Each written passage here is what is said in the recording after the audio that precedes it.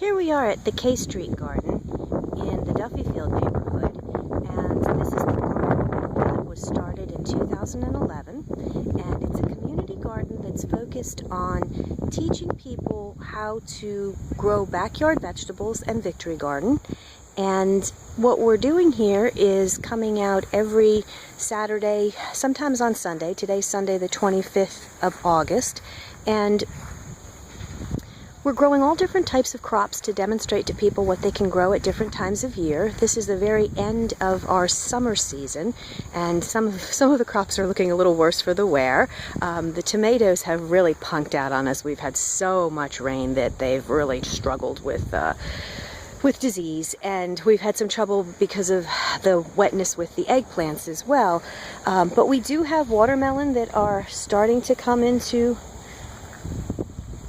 their ripeness. We figure we've got about another week on some of those, and our foliage is looking a little worse for the wear because we've got our normal August fungal problems and mildew problems, but for the most part we're still getting some cantaloupe right there. And you can also see though that with the moisture or maybe a lack of fertilization, we're seeing some that aren't pollinated or that are rotting as soon as they start to grow. And we've got some seriously discolored leaves just between the lateness in the season and the moisture. But we actually have some cantaloupes here that are very close to complete. This variety is a great little cantaloupe, and it'll be ready in another day or so. It's interesting with the cantaloupes, they turn very quickly. The melons, you're waiting, and then, oh, they look like they're almost there, and in another day they're overripe and rotten.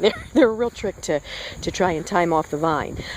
In this area here, we had some tomatoes, and we had a lot of disease, and this looks to me like maybe even a hornworm came through to eat all of the foliage there.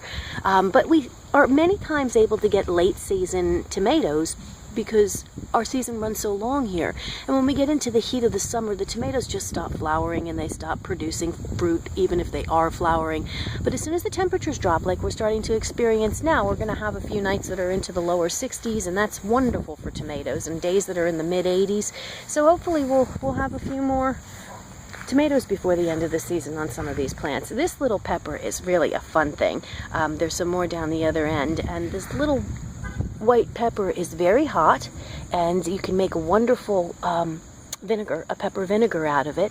And you can see as the fruit matures, it gets to be an orange color, and then when we get down to the other plant, we'll be able to see they even turn a red color. We're doing really well. I don't know if you hear the wind many times, but when the breeze picks up here, you can see that there's a pretty strong breeze, and you can see the leaves moving. And it's not so much to be knocking the plants around, but I think it's been helpful at keeping some of our diseases at bay. This particular cucumber has some, really scorched and nasty looking leaves, but we're still very, very fortunate to be having a lot of fruit coming on this plant. I mean, we've got this one maturing, and we've got that little guy starting.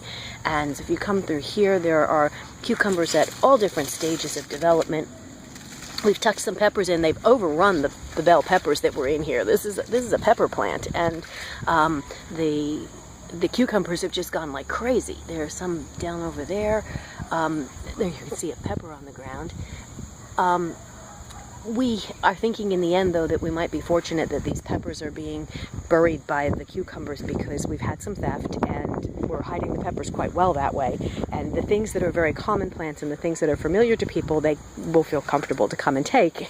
So we're hoping that we can hide some of our crops so that we can plan to prepare the food for people. What we're doing here, well, let's look at these tomatoes first. You can see that we've really had some challenges, and they're miserable. And there were 22 tomatoes in this area, and it just rained and rained, and this is a particularly wet space. We're planning on installing a pretty elaborate drainage system that will take the water when it comes off of the street, and when it overflows from the banks over there, there's a swale. It will take the water and bring it down to the lower section that's over there by the trees just the other side of the picnic table. And we're thinking that in that low area we'll probably create a little naturalized wetland space, maybe even grow some rice there.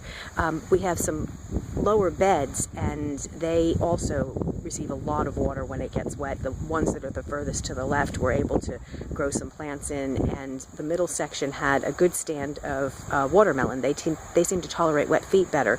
But there are 5 boxes in row number 1 on the far right and the middle row that we really haven't done anything in this year, because last year we realized how terribly wet things got there, and it was very hard to find something that would grow. So rice is our next mission, and we have to install this drainage system that's going to bring water down to this area over here. And once that's done, even if we're having a little bit of a drier spell, we're hoping that that will stay wet enough to help also supply us with water for the garden if we needed it. Right now we have a city designated meter and we have a spigot, but we really like to be as independent as possible in terms of our environment here. This bed that's loaded with green right here is sweet potatoes, and we have had a very, very good year with sweet potatoes. We'll be digging them sometime around Thanksgiving so that everybody can take some sweet potatoes home for the holiday. And I say that with most of the food that we have here, there's a little bit of it that goes back to the gardeners. There are some people, like for example, the bed that's there is actually leased by an individual in the community, and so there are some people that garden for themselves, but the preponderance of these beds are designated for growing food so that people can see what is available to be grown in the community, what can be grown in small spaces. We're looking at victory gardens, backyard gardens. And then what we're doing with the food from here is we're preparing it. We're doing things like saving it and freezing it. So when I have lots of string beans, and we had this wonderful Asian red bean, here's a sample of what is coming off. It's a really nice long bean. What we're doing is we're freezing things like that so that we can share it with people, and during the winter months when we're out here working on the cool season crops, we can come back and we can eat some of the bounty. So we've got some peppers, some hot peppers and some sweet peppers, and those tomatoes. We're making pickles out of all of the cucumbers. Next Saturday, which will be the 31st, the Labor Day weekend Saturday, we're going to have a family day here, and we're going to be bringing our pickles and hoping that our watermelons are ready to harvest, and I think they look pretty good. We're probably going to be very close.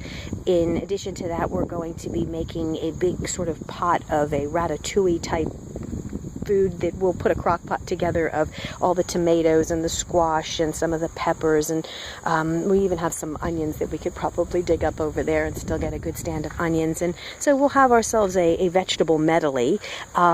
This pepper right here is a ancho or problemo pepper. It's a wonderful pepper to dry and to smoke and to use in all kinds of things once it's dried and ground. You can also use it as an enhancement if it's a cooked pepper as opposed to a dried pepper to recipes. It's got a little bit of a bite to it.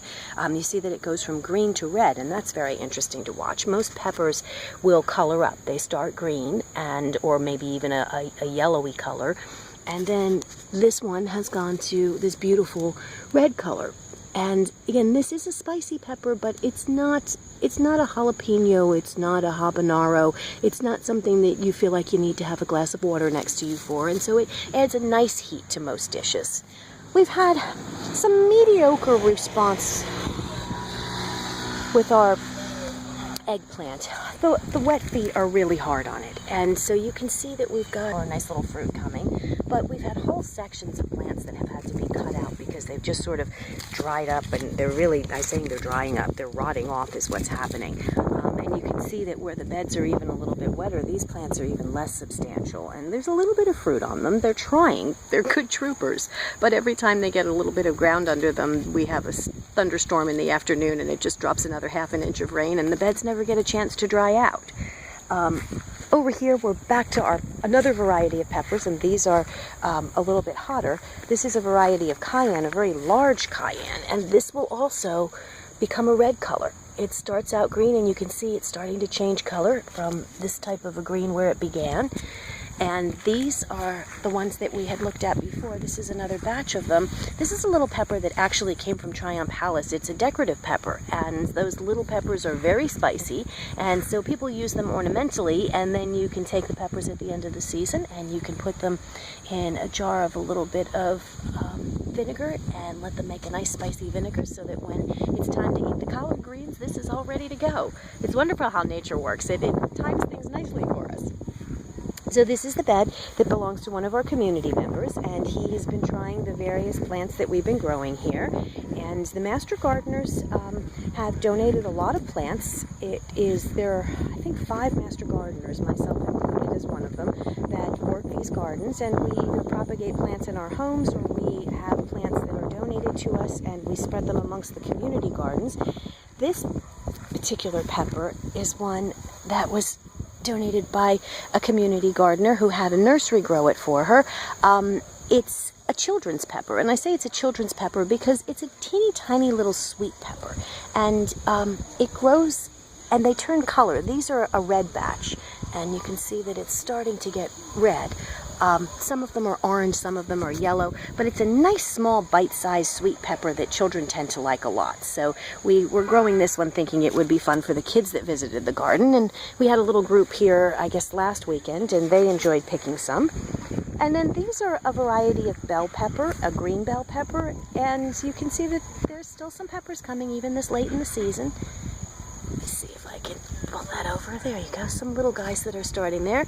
And then there's some down in here that are a little bit bigger, and looks like something got to this one, and that's pretty common. And I should mention that we are not using any pesticides on this garden. We're trying to keep it. It's inappropriate for me to say that we're using organic methods, because some of even our sustainable products like cottonseed meal are not considered organic because the cotton itself is treated with chemicals when it's being grown in the field.